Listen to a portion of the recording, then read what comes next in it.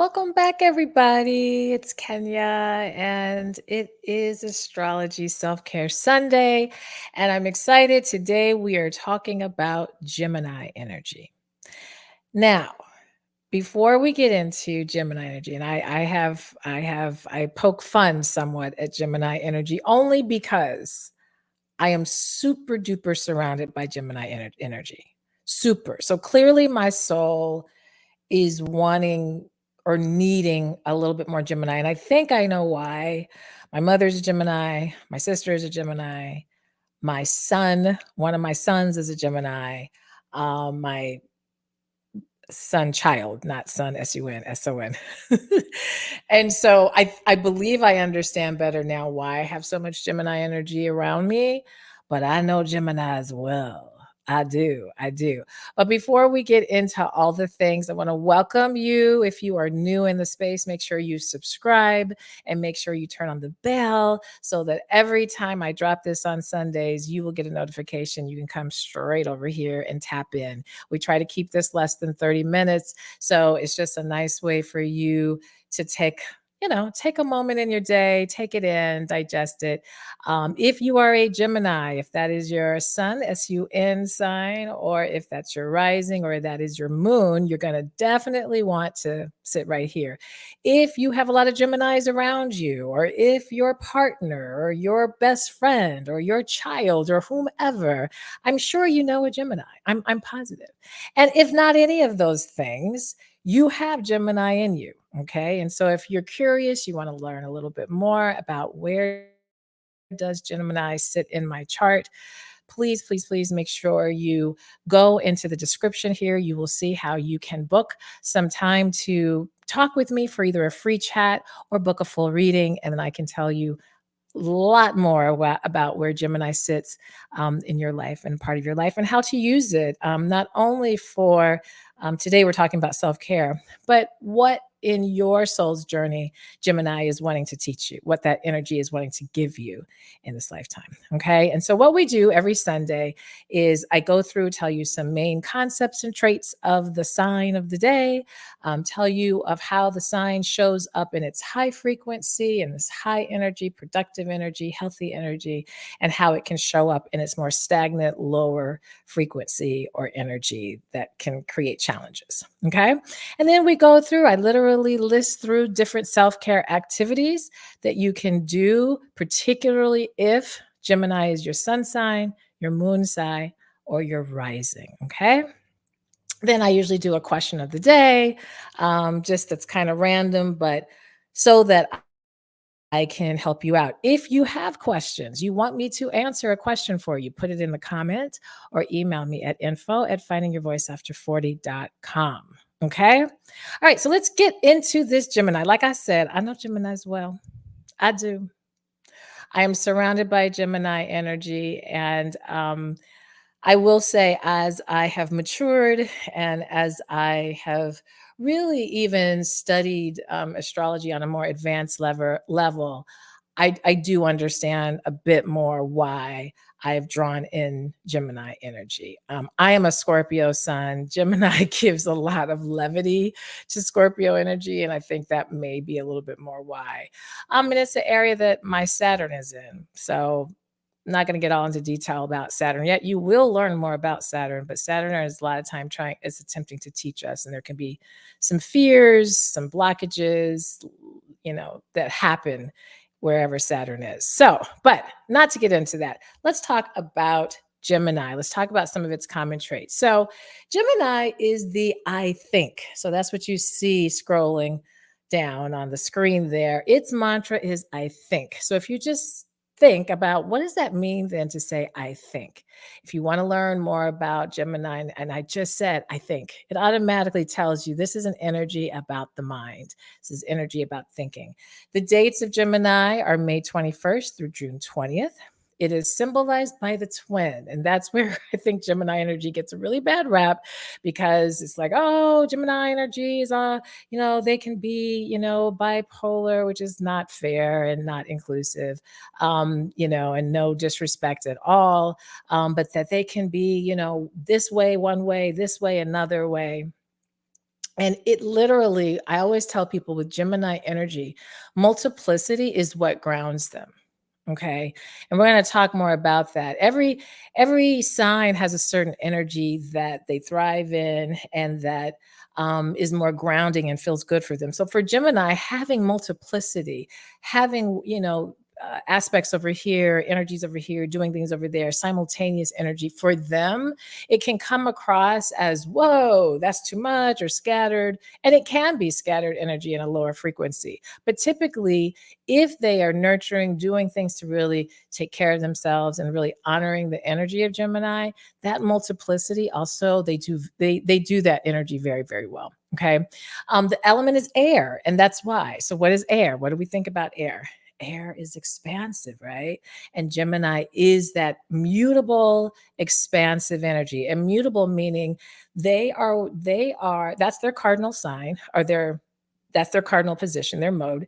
And when you say mutable, that means not only having the information, not only thinking about it, but dispersing it. So for them, that's communicating it. Okay. So Geminis are really good communicators, really, really good communicators, because that is actually the strength of theirs is they will take the I think and then disperse it out and give information. Okay. It is a masculine energy because air signs and fire signs are considered masculine. And remember, masculine does not mean men. Okay, it's not gender. Masculine energy means like to do. It's a more external, a more extroverted type of energy. It's ruled by Mercury, so it's important. You can quickly kind of understand then what Mercury is about. Mercury is all about our thoughts, our thinking, our communication. So yeah, so those Mercury retrogrades and all that, depending for some Geminis, I know some Geminis that do better during Mercury retrogrades, because what retrogrades are doing is not that they're going backwards, but what they're doing is slowing down. And one of the things for Gemini energy, because it does do this multiplicity and it can, in its lower frequency, come across as more scattered during retrograde periods, because it's slowing down, there's a less energy of that scattered feeling. Okay. It rules the third house when you look at a chart, and we're going to get more into houses so that it makes sense more. But the third house is the house of communication, particularly as it relates to extended family, siblings, neighborhood, close communities, and it's also mindset. It is opposite of the sign of Sagittarius, and it doesn't have an exaltation. And I don't really want to get in depth about that because we'll talk about that more. But just I do know this, that if your Gemini is in Jupiter, if your Jupiter planet is placed in Gemini, it doesn't really like that so much. Okay.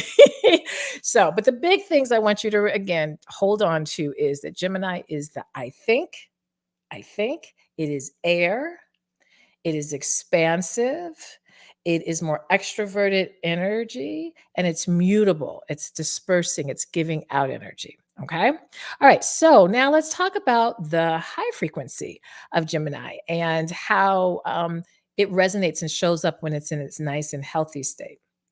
So, Gemini energy has this strong need for freedom. Again, what is air?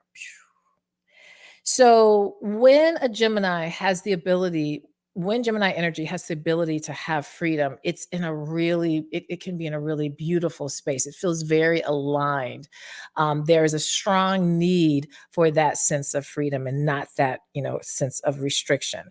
It also has a need to explore and experience, okay, what's around. Because again, if I'm going to be dispersing and if I'm going to be thinking, I need to be curious, right? I need to be grabbing on a variety of information, not just one fixed thing, but I need to be getting a multitude, because as I communicate, I'm integrating all of that and pushing it out into the world, right? That also means then Gemini energy tends to be very adaptable, because again, it's looking for the multiplicity. And so that adaptability, as opposed to being kind of chameleon in a negative way. It can be more, I have this situation, I can adapt to it and do what I need to do to accommodate it appropriately. That's a strength. Very agile, very alert, can be extremely clever because again, that ability to think quickly and to communicate and disperse out. You'll tend to find in a higher frequency a sense of kind of clever, charismatic, and collecting bites and pieces of information. So this is one of the big differences between Gemini and Sag because they're opposite. Gemini is fire. I mean, Gemini is air, Sagittarius is fire. We're going to get to Sagittarius, obviously, eventually. But it's important because Sagittarius also has this need for information, but it's different. For Gemini, it's bits and pieces. It's almost like sound bites of information. Not to say that things are not synthesized, but it can feel a little more random as opposed to really purposeful, grounded understanding that like Sagittarian energy has because they're opposite. But again, because of its quick wit, its ability to be agile, a lot of times it's not going to just stay on one task. It's grabbing pieces, and that's pretty normal for Gemini energy. It's curious energy, very communicative. So that's our high, we that's what Gemini energy aspires to be able to do. There's many other things, but those are some things I wanted to highlight. But in its low frequency, okay, and this is where I think Geminis get their bad rap. And I think sometimes because of the way society is run, because of the way schooling is run, because of the way we say to organize our days, um, when Geminis have to be in this more confined type of energetic space, that can be very stagnating for them. Excuse me. So, what that can come off as, excuse me, is these more low frequency things. Oh, gotta get some water. Always have my water nearby. So, what can happen when they're not being fed in these healthy ways, they can be kind of all over the place. It can appear to be all over the place or appear aloof. Or another low frequency, and Gemini has to be careful for this, is because they do want a more flighty energy, a more levity. They may avoid challenging and difficult situations. Okay, they may avoid the depth and the intimacy, and I think people having relationships with Gemini, and this is why Scorpio energy, Scorpio, Pisces energy, these signs that really want to, go down deep, even Cancer, water energy, period, can be kind of challenging. Earth energy sometimes depends on the earth energy that it is, because Gemini is not necessarily, it's not that it can't have intimacy, it's just it doesn't necessarily reside in that. And what can happen is when like you're needing to have more depth or you're needing to get in more intimate, more feeling centered places, that can be really hard for the Gemini energy, especially if they're not working to flex the muscle, flex the parts of their chart that does have water, those parts of their lives where they can kind of connect that way. They also can be kind of busybody-ish, a difficulty can't sitting still when there is, again, this is how it operates in a low frequency. I'm not saying that is what Gemini is, but I think if Geminis are not exploring, if they're not having a sense of freedom, if they're not experiencing what's around and being curious and having the ability to be social and communicative, this can come off as a more lower frequency, nervous energy that can come about, very changeable and even kind of childlike kind of energy if they're not really doing the other things that that energy craves. Okay. So but again, I think it's hard sometimes for Geminis in the context of how we have the different constructs that we have. They can be somewhat limiting. And then therefore, if Gemini energy is trying to accommodate that, it can be constraining, okay, because they do best with that expansiveness. Okay. So that's kind of more the low frequency. So let's get into the self care. Let's get into some things you can do so you can stay in that more high frequency. Okay. Intellectual stimulation, period. They have to. reading, puzzles, learning a new skill, exploring educational materials like Gemini's books, writing, puzzles. Books, writing, puzzles, reading. Okay, that stimulation, where it's not again where we're necessarily having to get the master's degree or getting the PhD, which is more the Sagittarian energy. It is let me learn a new skill quickly. Let me do this puzzle. Let me read this book. Let me explore. Okay, very important for self care for Gemini energy. Also having the ability to talk, to communicate and express themselves. So whether that be writing in a journal or actually writing a blog or even writing a book. Okay. I tell my Geminis who are having challenges with their self-care or feeling a sense of groundedness or not having the transformative experiences that they need. I always really, really encourage them to go into writing, doing, even if it's just for themselves. It doesn't have to be necessarily published, although Gemini has the skill to absolutely do published works because that's an area that they're strong in. Networking and social connections. So, social events, baby, going joining this club, engaging in this online community, with common interests. They really thrive in connection. Okay, connection and exchanging of ideas. That is beautiful self-care for Gemini energy. Just being a part of some type of organization where you can exchange ideas can be really gratifying because you're doing the multiplicity. It's expansive. You're using your communication, your ability to be curious about the things, really important. Having variety and change. Gemini energy does better without that everyday same thing, having some level of variety. That doesn't mean not having routine per se, but changing it up every now and again. Okay. And embracing it as a new experience to try and see if it works. And sometimes what can happen is it can be hard sometimes to be then feeling like not being consistent. It's like, no, but I'm trying to reach this goal. So I really should be more consistent. Well, that just means that in reaching the goal, you need to create a pathway of variety to meet that goal. So, in other words, not just doing the same thing over and over, doing a variety of things that get you to that goal. Okay. Mindfulness and breathing exercises can really help for Gemini energy just to, again, calm that busy mind. Gemini energy tends to overthink. It can be quick to overthink. It can be quick to be busied. So really, and quick to get that nervous type of energy, even anxiety. So it's really important that you're doing meditation and breath work and mindfulness activities. Travel, pretty obvious, right? Travel, because what does travel afford?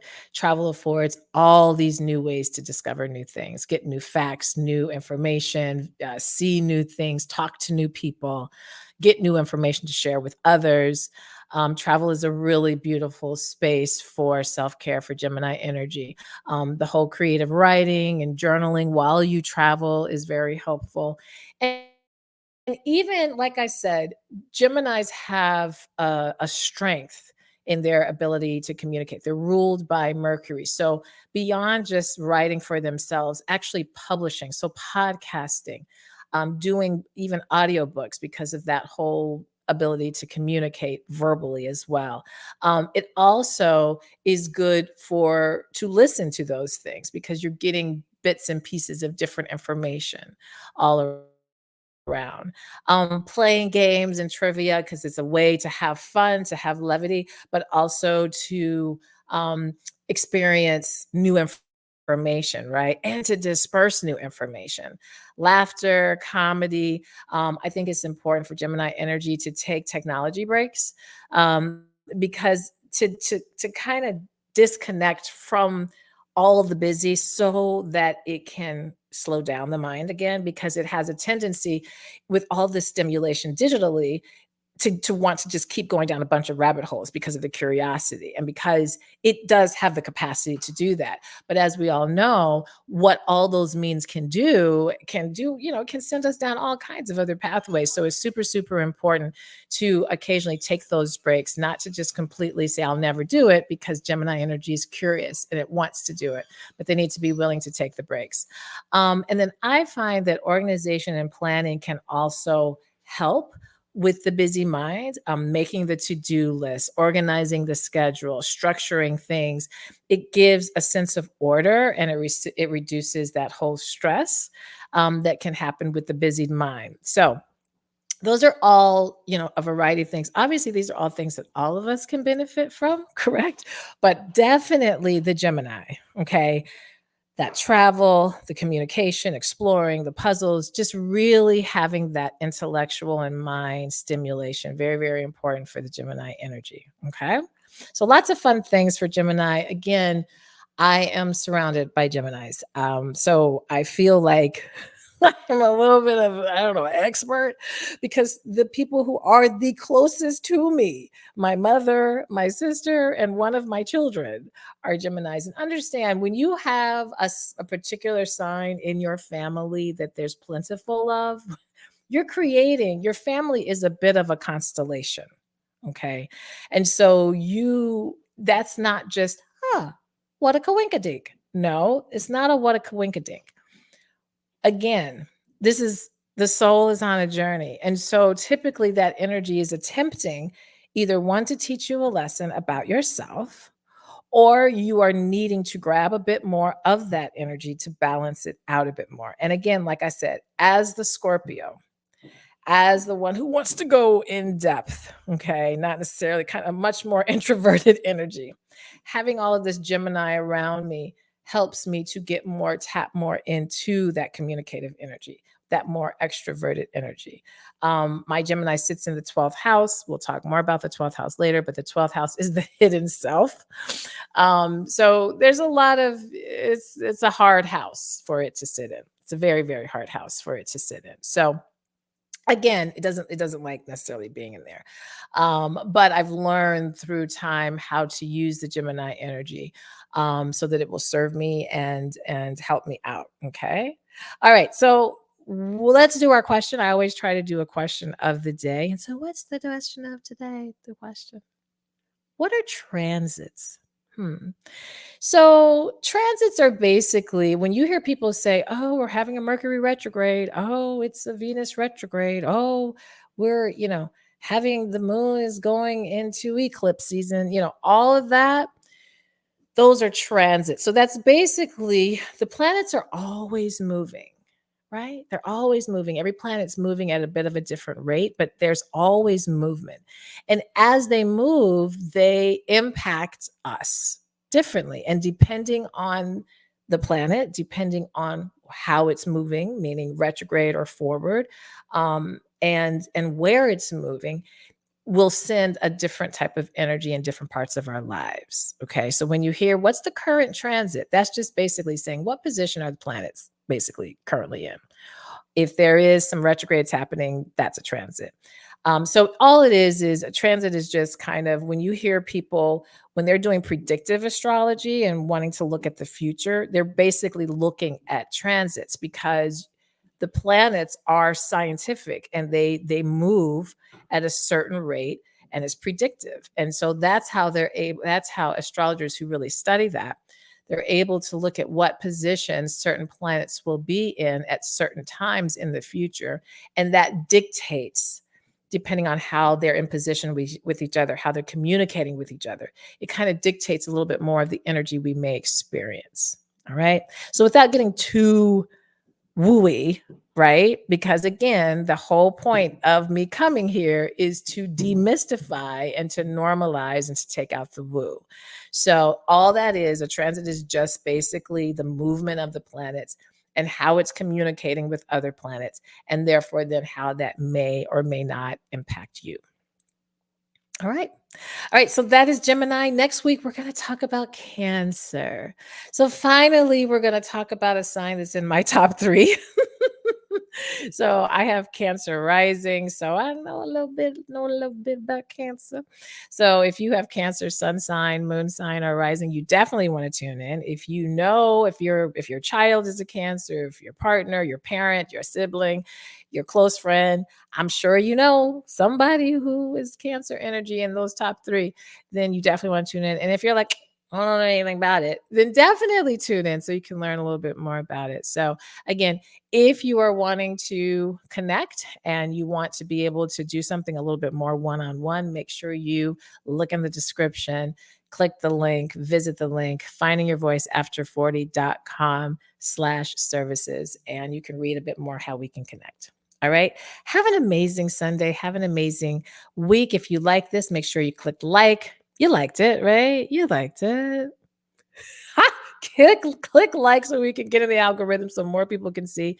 Share the video, and make sure you comment below. Ask any questions you may have. All right, you take care. Enjoy your week. Enjoy your Sunday. Bye.